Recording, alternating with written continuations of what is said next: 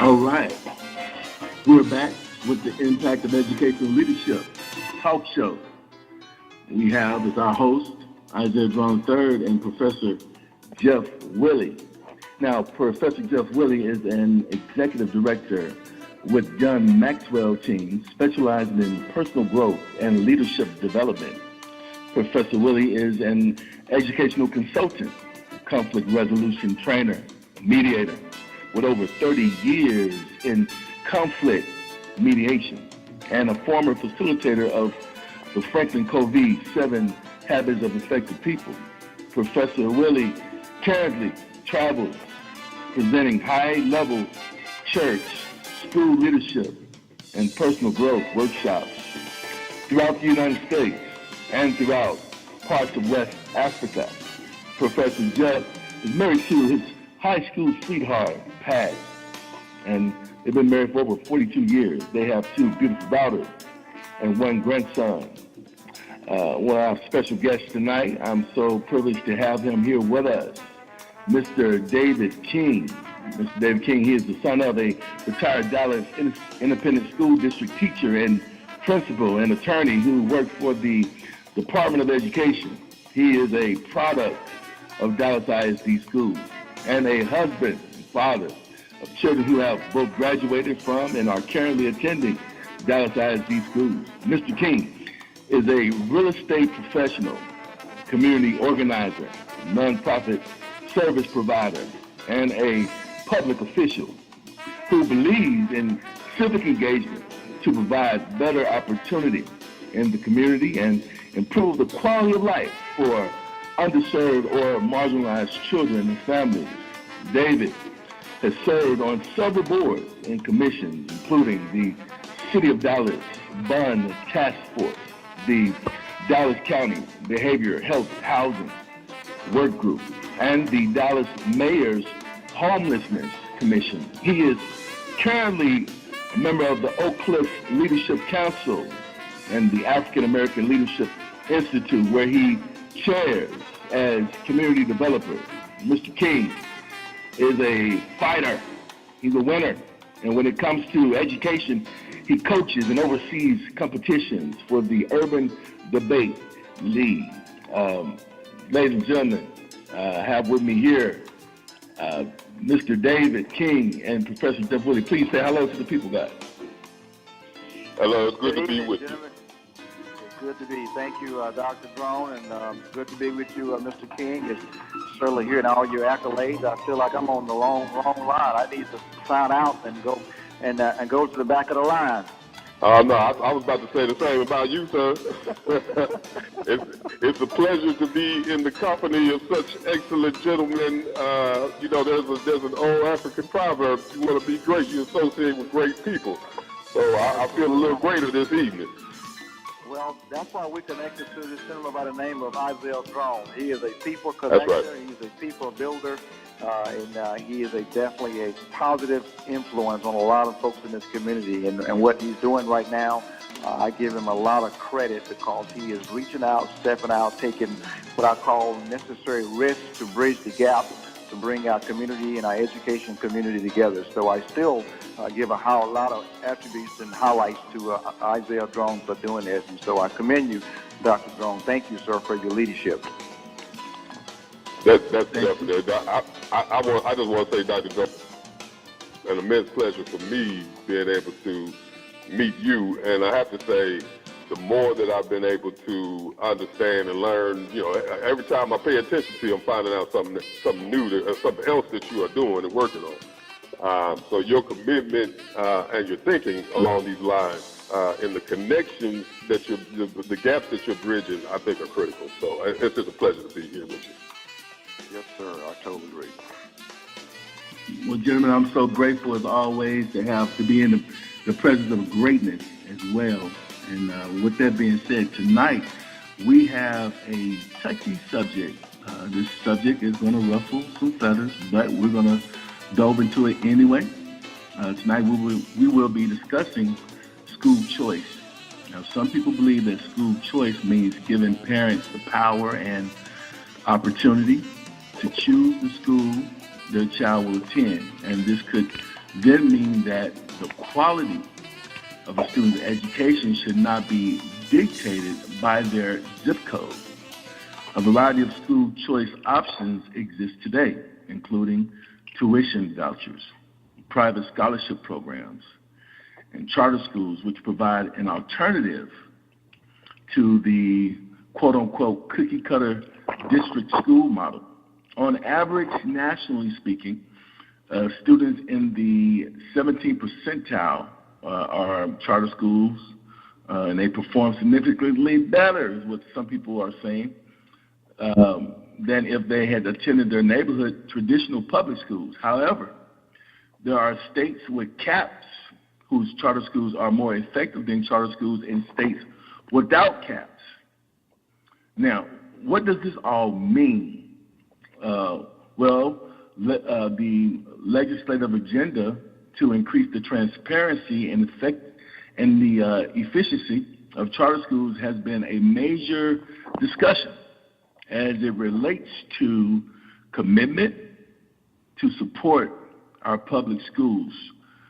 First question is for Professor Jeff Willey. Professor Willey, describe to us educational leadership and the way that it affects students' learning based on his or her learning environment. Your preface to this was talking about the essence of the school choice charter schools, and you gave some statistics and some numbers to kind of help bridge that academic achievement gap from public schools and charter schools and the environment that students are exposed to in charter school versus the cookie-cutter neighborhood traditional public school, which in turn giving the parents a choice. And your question to me is dealing with the educational leadership aspect of that and based on the learning environment. I'm going to come from a lot of the, and Dr. Drone, I spent a lot of time reading about these particular topics, and based on the questions, certain things come up, and I always ask myself, why am I reading about these particular topics? And I know why. These topics are true to my heart based on my background dealing with education, public education, charter education, institutions of higher learning. They are very, very important to me. And I'm going to come from a book tonight by David King, Brother King. You might know this, and Brother Drone, you might know this gentleman as well, by the name of Clifton T. Talbert. And he focused on the 8 habits of the heart for educators. And I give you those 8 habits, and then I'll talk about some of the things that educators look for from the leaders to establish their communities, and what educators look for each other to establish that community. Because for that student to be served, that community has to be served. Those educators have to be served. Those educational leaders have to be served. There's got to be a collective a mindset from the community that every key component has to be served well. Obviously, we talked about the servant leadership aspect. You got to be serving folks.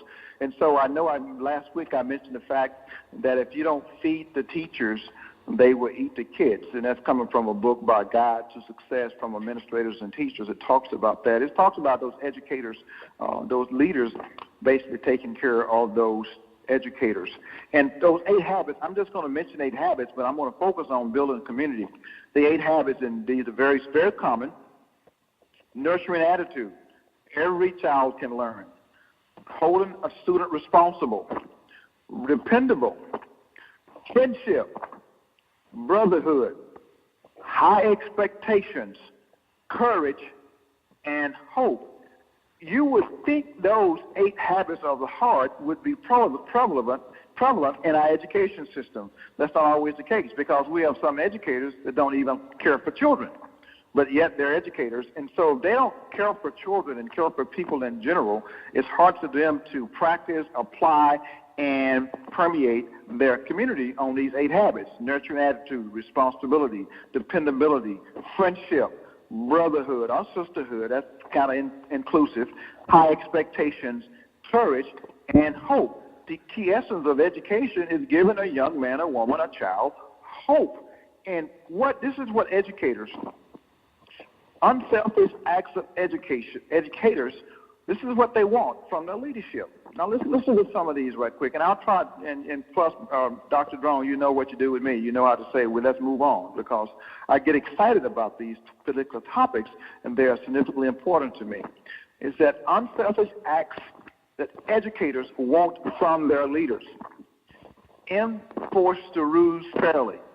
We build a community. We're talking building community, because that community has to be in place for those students to be educated, and everyone has to be on one accord. That's the focus, on one accord. It's got to be that way, and then enforce those rules fairly. Step into my classroom and visit more often. That doesn't happen quite often. Ask staff members about their families. Build those relationships. Get to know me about my family. What is my favorite color? What is my favorite food? Am I married? Do I have a boyfriend or girlfriend? What are my aspirations? Model what you expect of others. Don't just list your expectations. Walk what you talk. Visit each building at least once a week to encourage. Now, you say building, that's the school superintendent. You are visiting those schools once a week to encourage those teachers. No matter how old you get, who you are, if you're a human being, if you are breathing, you need encouragement. That's the only thing you need to know. No matter how well I'm doing on my job, no matter how well you think I'm doing on my job, if I'm breathing, I still need encouragement. And you would think this would be easy. Saying good morning, being polite. How are you? Give advice, or asked to give advice. Don't just give advice. Don't judge my work unless you've seen my work. And listen, and listen, and listen, and value my opinion honestly. Don't make assumptions about my opinion. Don't judge my opinion. Value my opinion honestly. And then offer the positive feedback. Every area of improvement and every area of opportunity deserve that positive feedback. You establish a culture of risk-taking, and that risk-taking, there are going to be some mistakes made, but there's a room for improvement, and it has to be encouraged. Corrective behavior is positive behavior, and that educator wants that leader to establish that community based on that level of positivity. That's the focus. Listen, eat lunch, treat each other, communicate, say good morning, take time to get to know each other, always tell the truth, trust each other, integrity, be transparent. You establishing a community. For me as an educator, I'm putting myself into the classroom now to be able to communicate with my teachers, because as a leader, you are serving me and you are meeting my needs. And it's a domino effect. It will roll downhill. I will treat my students differently based on how I'm treated. I cannot give unless I'm receiving. I cannot give what I don't have. It has to be focused. So the essence of what you're asking, Dr. Drone, is that learning environment is based on that community. That hope is every student can learn very, very high. And that student is getting that hope from that teacher. That teacher is getting that hope from that leader. That leader and that leader is getting the hope from the community that's been established, whether it be a charter school or whether it be a public school. You got to have that sense of hope. You got to have that sense of community. You got to have that sense of fairness. And you really, really got to focus on listening and trusting those educators to do their job well. Trust them. And I think that's part of it. That's not the whole piece of it. You got to hold those teachers accountable as well. And they need to hold each other accountable. That's the focus. Powerful. So that's my view. Yes. Powerful, or should I say impactful, impact of educational leadership. That's what the impact of educational leadership is all about. When executive leadership continues to put themselves in the classroom, and this is the model that you so eloquently spoke of. This is the model that we should expect as teachers and principals and support staff. This is the model. Would you please repeat the book by Clifton Tarbert again? Yeah. I want that to get out there. This is a phenomenal book, and I came across this book when I was teaching in Florida. I was teaching high school junior ROTC in mid-Florida around the Tampa area, and one of my church members knew I was an educator, and she gave me this book as a gift. It's by Clifton L. Talbot, Taulbert, 8 Habits of the Heart for Educators. I tell you what, it is a phenomenal read for educators to understand the 8 habits of the heart, 8 habits of the hearts for teachers, and 8 habits of the heart for educational leaders. Those things are significantly important. You would think these 8 habits would be present on the campus. A nurturing attitude, sense of responsibility, dependability, friendship, brotherhood, high expectation, courage, and hope. Those things must be on display every day in that community, in that campus, from those educational leaders, from those executive educational leaders, and that is transferable to those students on a daily basis. They leave. That brings me to my next question. My next question. I'm glad you said that, because now, Mr. King, I'm going to ask you this next question, because Professor Willie was talking about building the community and having the community basically communicate on one accord, and this creates a culture. It creates a language. And now I like the way, Professor, that you broke it down, and you took a superintendent and you put them all the way down. I know we're dealing with higher numbers. Dallas SD, I think they have over 200 and some odd schools. So now you take this powerhouse superintendent, and then you put him all the way down, triculate him all the way down to one school. Each school has their own different culture based off of the environment, and I like how you use that as an example. Now, let's go more policy with Mr. King, because he really is focused and keen in policies. Now, the school districts in Texas, let's talk about Texas. They have approved the tuition rate of about, I think, $5,250 per each child from K to 12 grade. And so this is why student attendance is so important.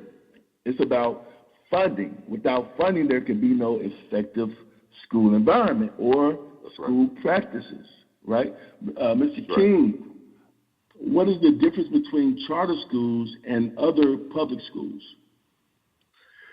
Well, one thing I say, one primary difference I would say when you're talking about charter schools versus the traditional public school system is that to a certain degree, a large degree, it implements a taxation without representation format from a policy position, I would say from a governance position.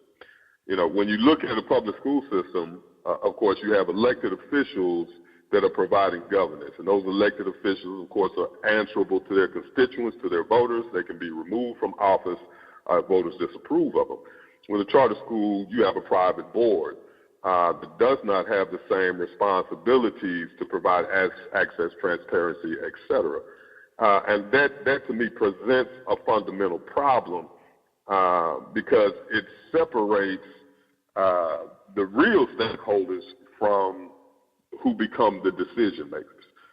And it's still directing public dollars to these privately controlled boards. And that's what I mean about taxation without representation. We're paying our public tax dollars to charter schools who can privately decide how they want to provide an educational format in our communities. And the more they implement in our communities, the more of a drain they are against the public school system that does at least provide that actual representation. So that's one thing. That's one primary difference. Now, I will say a couple other differences, if you allow me. One thing is that charter schools pick and choose their children. There are several cases with charter schools turning away children with disabilities and special needs, as well as children who have some type of social issue that would be properly addressed by the comments that the professor just provided. instituting that social and emotional development for our children. So those, that's another primary difference for those charter schools. Instead of being in a situation where they need to contend with and provide planning and programming, not just for the best batch or the ones that get them, the highest scores, but for all of our children. To have a policy where you say, okay, well, we'll just send them back to their public school, as opposed to, being in a position to address with programming, with focus, with policy, those issues of all of the relative parts of your community. Again, that's what I say goes back to the danger of that taxation without representation and providing the public school funding to these private institutions. Now, the other problem with that is the drain that it then creates on the public school system, because private schools charter schools actually receive more dollars per student than public schools do in Texas. And, that represents a loss of about $882 million a year to the public school system. And just as we said, we don't have the funding to implement the necessary programming, to pay for increased counseling staff so that we can increase our provision of social and emotional development and learning, to increase our pay and make fairer systems for our teachers. The reality is just that you can't do it. So the drain that it creates on the public school system is what's actually destabilizing the system. I'll give you a perfect example in the city of Dallas. We have become heavily penalized under the recapture system, under the system, because we're a property-rich city. However, the majority of the population in the district are poor. We know, Dallas is one of the top cities in the nation for childhood poverty and for racial and economic, or a lack of racial and economic inclusion.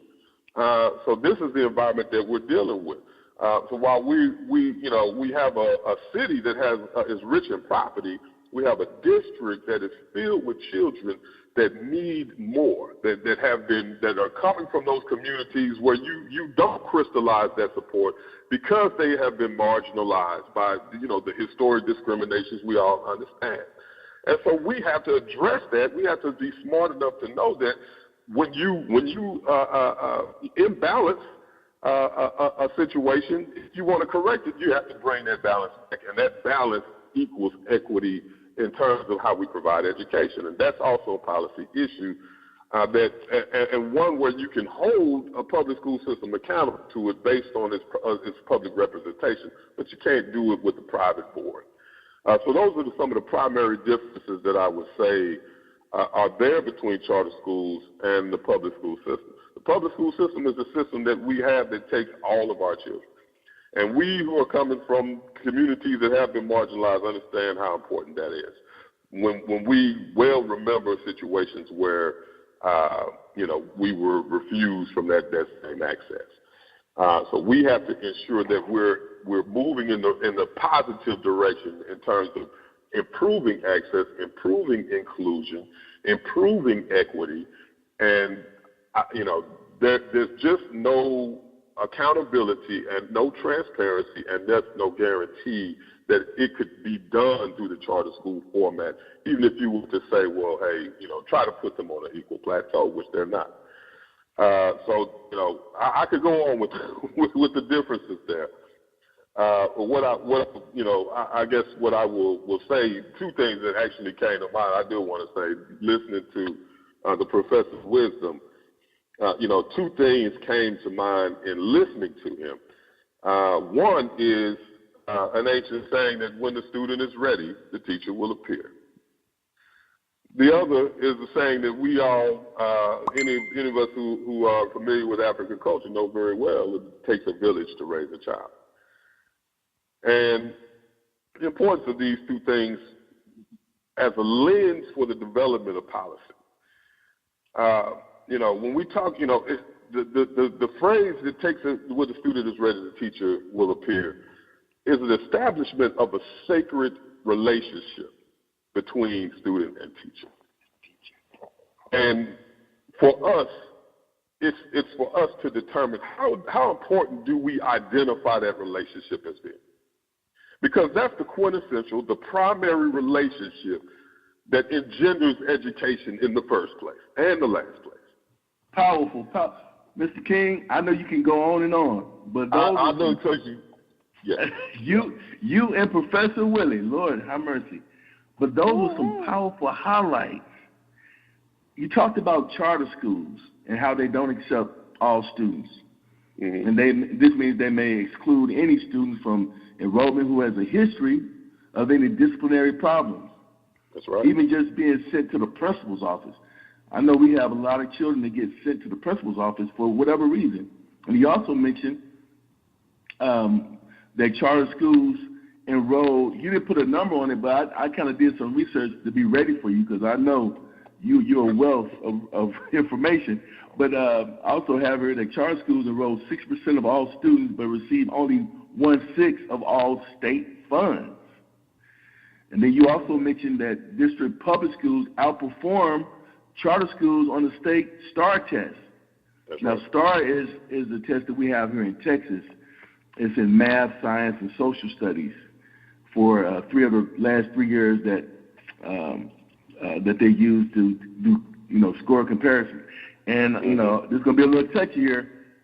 I've heard through research and through word of mouth that this is also where they base the prison population, and also, unfortunately, is where they base how many prisons they will have to build based off of these tests, like the STAR test. And also, you mentioned the dropout rate for charter schools is more than 3 times higher than that of the dropout rate for district public schools.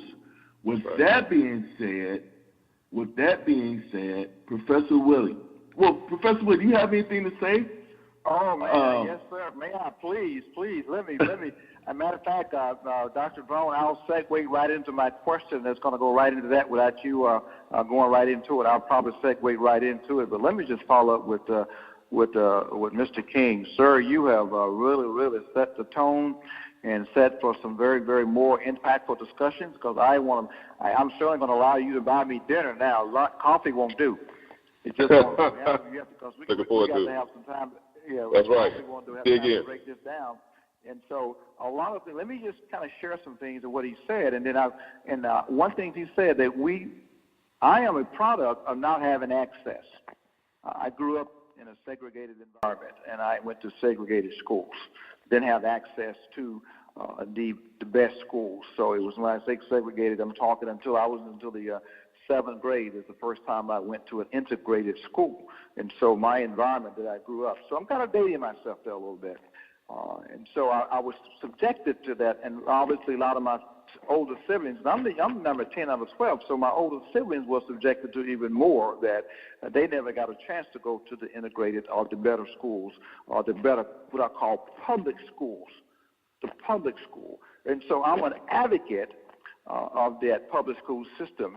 And why? You know why? Because the inclusiveness of that public school system, all those aspects we talked that Dr. and Mr. King talked about, taxation without representation, where that public school has an opportunity to be able to take all comers and be able to develop that social emotional learning for that student.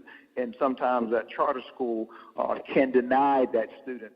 And that student would never have access to that social emotional learning unless they was in that public school environment. And improving that inclusion and also that level of transparency. The word inclusion is significantly important to me because of that. And so it goes into your question, what you said, Dr. Drone, in regards to, you kind of touched bases, but I would like to have another discussion on this in regards to the Department of Education and the Federal Bureau of Prisons. And when you talk about those last scores and those reading scores, and that reading comprehension and math scores in the 4th grade, through the Department of Education, and now don't quote me on this, I would love to get to it and pull out my resources. I'm just kind of paraphrasing tonight, but I would certainly want to be able to to get more into the research and to the white papers and the documents of when we are looking at the Federal Bureau of Prisons are looking at those math scores and those reading comprehension scores of students in the 4th grade, and that gives them a determination there's been a lack of educational impact at the home. There's been a lack of relationships in that school in those formidable years, and those scores are the gauges to that 14-year-old, 15-year-old dropping out of school and being part of the Federal Bureau of Prisons.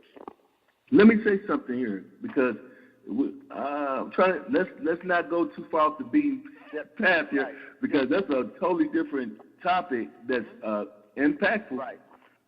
But let's kind of go. Let me kind of draw you guys back, and let's talk about public schools. That was Professor Willie. That was brilliant. Let's talk about public schools and how they rely heavily on this data that you're talking about. They rely heavy on the data collection through research of public information, surveys, and interviews. What Dr. King said was the key component. What Mr. King said was the key component. At the beginning of the relationship and at the end, the relationship. Yes. That is the key component of education. I don't learn from someone I don't like. I emotionally shut down. That is the key component. It goes back to that nurturing attitude, that friendship, that brotherhood, that courage, that caring. I don't learn from someone that I don't like. I can't help but not emphasize that the most. And I'm so thankful that Mr. King touched on that at the end and at the beginning. Yeah, that is absolutely significant and important. I know as a student when my teacher, educator don't like me. And when my educator don't like me, I don't learn. That doesn't mean that I'm not capable of learning, but once I get in an environment where I am nurtured, I am cared for, I am inspired, I am encouraged, someone is affirming me, my level of my academic achievement rises exponentially. If you want to reduce the academic achievement gap, and I got the 2 million minutes, what a high school student is in school, about 2 million minutes is a documentary, came out about in 2007. You can go online and Google it. You can get the PDF. It talks about 2 million minutes. They compare different aspects of the Asian kids, the kids in Europe, and they compare it to kids in the United States doing all the extracurricular activities. And you look at the kids in China and the Middle East and India, and they spend more time primarily focused on key components of academics. That doesn't mean that they are smarter or more academically gifted than they are. They are at time on what I call time on task. Time on task and a nurturing environment. And if we can get our public school system to focus in on that, that's why I'm a big proponent of what Mr. King is referring to, is this public school system, is that we got to build a community and build those relationships, and so we can have our students time on task. Now, if you travel abroad, you don't see too many students, especially in Japan or in China, that are spending time playing football or playing basketball or baseball or band. They got different things that they do, but those extracurricular activities are social emotional skills that we have embedded into our culture, and they consume a lot of time. Go ahead. That brings me to my next question, and I just want to say, let me just park the car right here. I wish I had some sound effects, maybe later. But let me park the car right here and just say how grateful I am for your passion, and also for your rich resource. And I think one of the ways, in listening to what you were saying, one of the ways that we can help as a community is to do more interviews and have more meetings with community members. And that could be local businesses, that could be district personnel, it could be even campus staff, but definitely we got to get parents and potential partners and sponsors to get involved as well. Let me ask you this question, Professor Jeff Willie. Charter schools are public schools of choice, meaning that families choose them for their children. They operate with freedom from some of the regulations that are imposed upon district schools. Is this best? And I think you already covered it, but and I'm pretty sure you did cover it. But just lightly cover it. Put a little sprinkler on top, and I'm gonna get this next question to Mr. King. But and Mr. King gonna come in. He gonna put the little top, and I'm gonna put the sprinkles, and he's gonna put the little I guess the frosting on it. But I tell you what, we are. But is this the best? Is this the best thing for our community, charter schools, or is public schools the best thing for our community? Now, that's a very tough discussion, question to answer. It goes into some policies. It goes into funding. What's best? What's better? What's great? What's the greatest? That is a very broad question to answer. And so, if I have to advocate for a system to increase its focus, I'm going to advocate for the P, the public, not the C. That would be my primary focus, and I give you my reasons for that because of my history as not having access to some of the best public schools, and of course, and back growing up in the '60s and the early '70s, charter schools was not prominent, not very prevalent, and of course, me being in a very rural community, what's going to happen? That was not going to happen. But if I had to see that best is kind of a very elusive. And so I can't really say best and define best. It's difficult. It's too elusive. But I can say it this way, that we need to make sure that we target, and as you stated, Dr. Drone, those community leaders, those parents, they have a voice, and we have to learn to advocate and bring up parents into the discussion. And sometimes, even when they don't, we have to find an encouraging way and stop making these statements where they're never coming up here anyway, so we're going to make the decisions without them. We as educators and executive leaders got to find a way to connect that gap, bridge that gap, in spite of those social, emotional, economic challenges that exist around the corner. We got to find a way to knock on that door and say, Grandma, Can I sit down on your couch and discuss some of these issues that's going on with your grandson and granddaughter, mama, guardian, whatever it needs to be? I know that's a very, very difficult. We're talking about a very, very difficult, challenging district. Dallas ISD is a challenging district. Houston ISD, all these very, very large urban school districts are extremely challenging.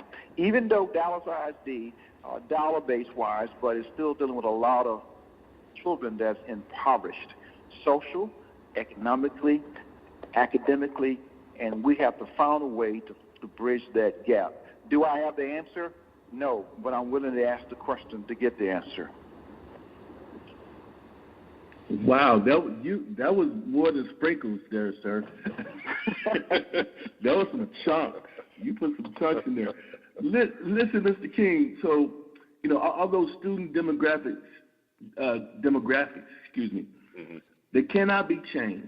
You can't, it's not your fault where you're born, the right. zip code you're right. born in, right? Right. But as educators, okay, and as researchers and people that's passionate about education, we have to recognize the trends and the data, right? So they could be useful for developing intervention programs or personal growth programs. Right. To find solutions to these problems that we keep trying to address. Mr. King, how can we save our public school system? Well, I tell you, I definitely believe, and it kind of goes back to one of the professor's earlier points. This is a village solution situation. And what I mean by that is we have to build inclusion and consensus amongst the real stakeholders. I'm involved with a lot of projects and commissions and planning and whatnot. You always talk about stakeholders, making sure the stakeholders are there.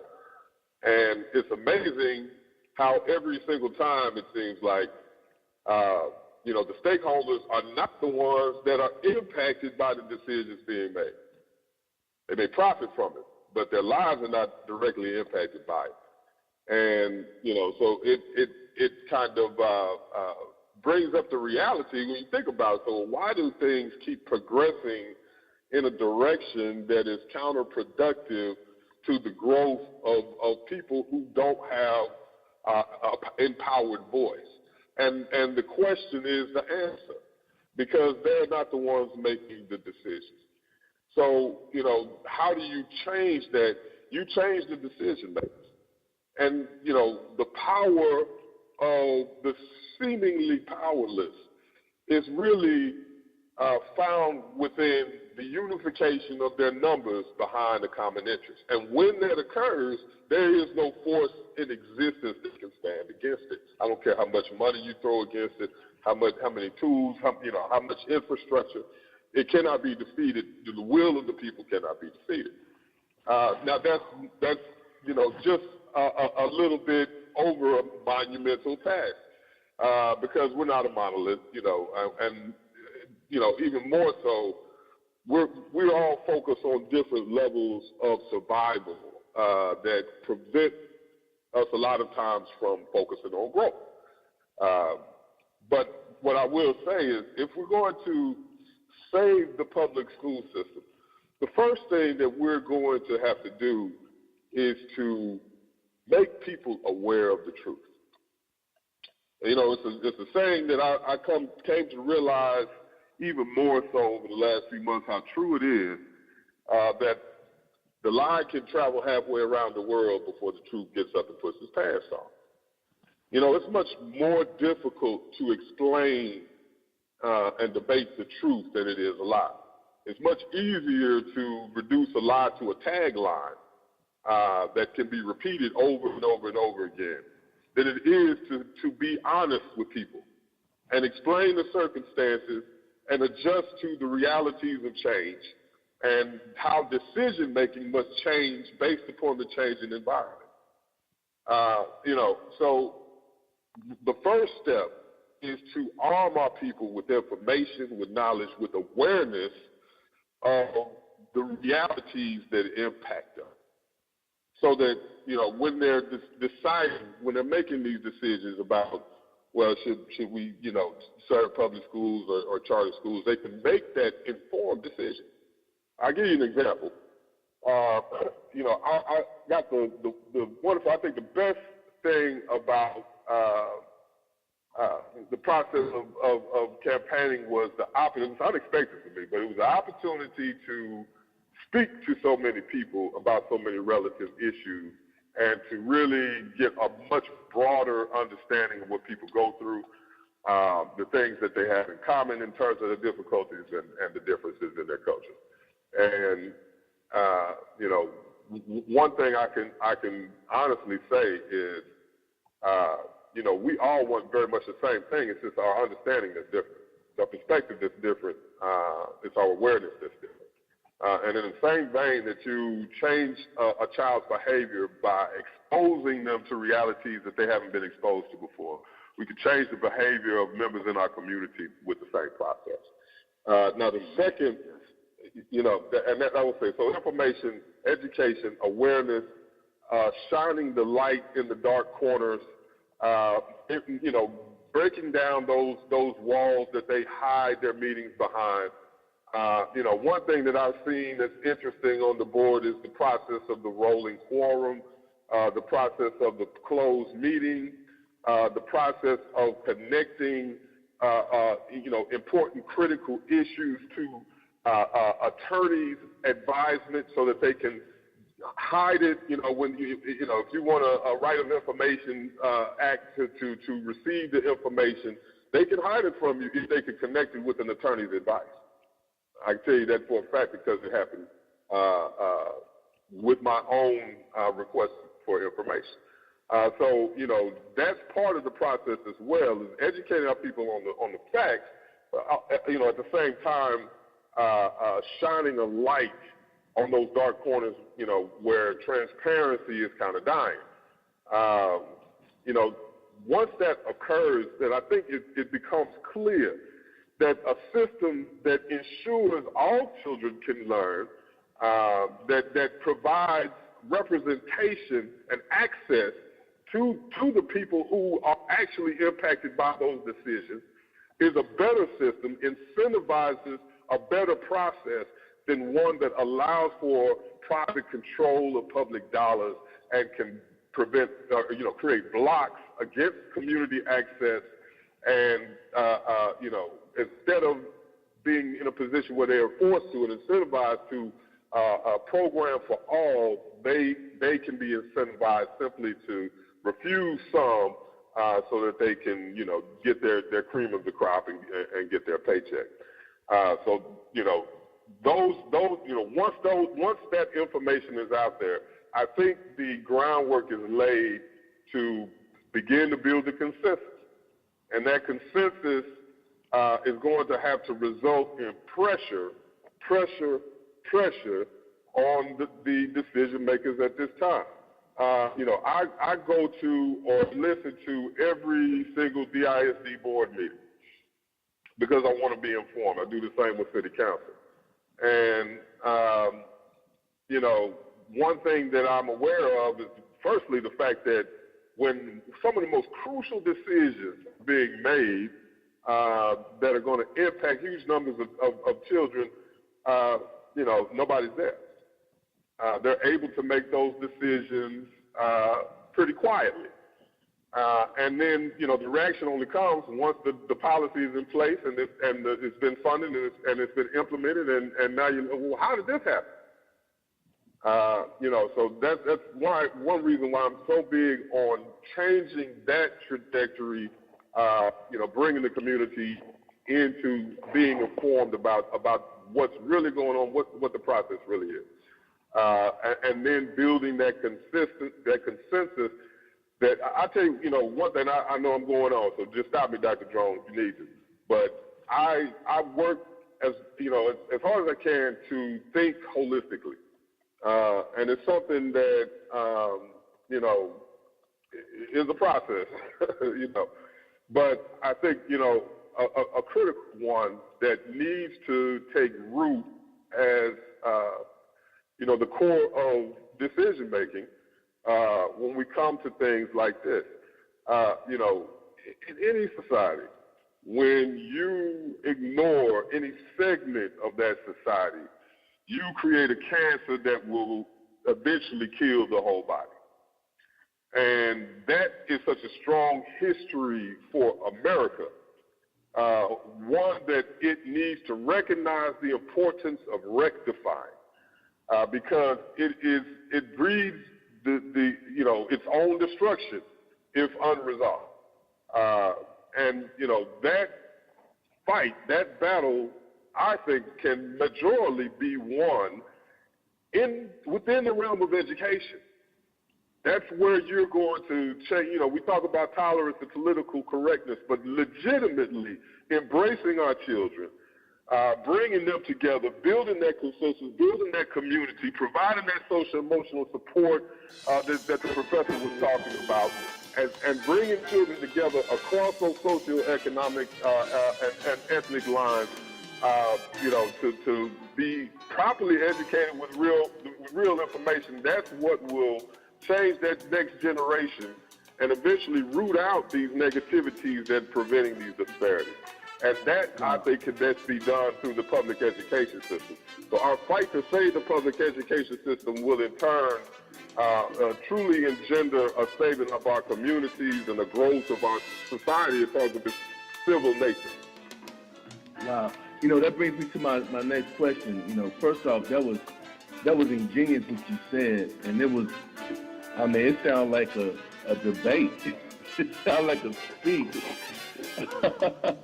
I just want to cap on a few points that I heard that kind of rung out to me, resonated with me.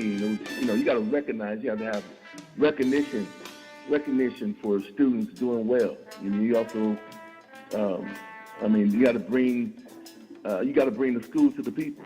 You got to bring it from the outside in, so people know that, hey, it's there. We are here, and we want to pull on, our local fire departments, the police stations, restaurants, you name it. But then we want to update the roster of students that's in programs, that's in these, intervention programs, these personal growth programs. We want to make sure that these rosters are updated. That was so brilliant.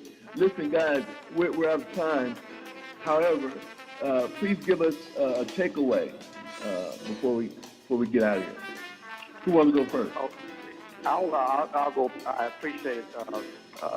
David King, Mr. King, sir, it was absolutely an honor listening to your editorial tonight. It was absolutely educational.